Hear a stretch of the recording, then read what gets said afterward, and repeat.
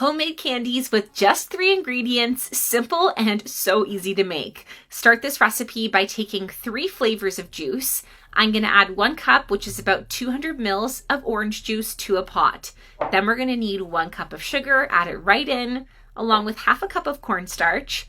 You want to stir that well to dissolve the cornstarch before turning on the heat. It is really important to dissolve the cornstarch first. Once it's dissolved, let's turn the heat up to medium, and you want to give that a stir until the mixture thickens and changes texture.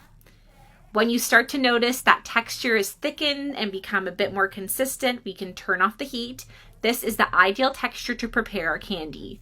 So let's take this delicious cream and we're going to put it into a piping bag while it's still nice and warm.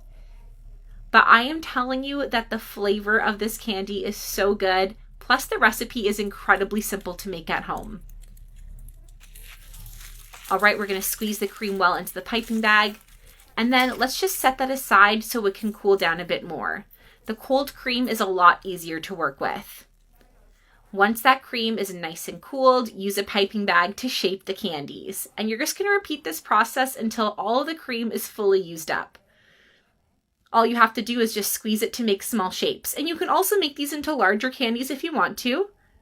And then we're going to repeat this entire process with 200 mils of grape juice. So add in a cup of sugar, and then we're going to add that half cup of cornstarch. You want to make sure you stir until that cornstarch fully dissolves before turning on the heat. When the mixture thickens, turn off the heat, pour that cream into a piping bag. This is so simple and easy, I promise. And again, I like to do this step while the cream is still warm just because it's easier to work with. And when the cream is cooled, but not completely, repeat the process and go ahead and shape your candies. Now, if you don't have a piping bag, you can try and shape these candies with your hand or use any other tool you have in your kitchen. You can get creative and just do this how you prefer. I find this step of the recipe super satisfying though. And notice that the result is so pretty and so colorful. Okay, after finishing up the grape candies, we're going to repeat the process with our lemon juice.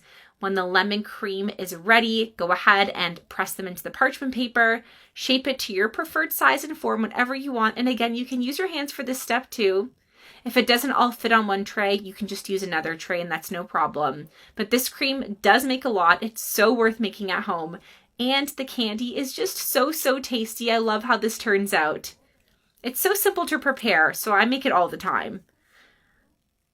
Once all of your candy is piped out onto your trays, we're going to place this into the fridge. You can also let this cool outside if you want to speed up the process if it's cold outside, but once cooled, the candy is ready. Carefully remove them from the parchment paper because they might stick a little bit, and then finish off by rolling them in some sugar. The sugar is going to make the candy even more delicious and sweet.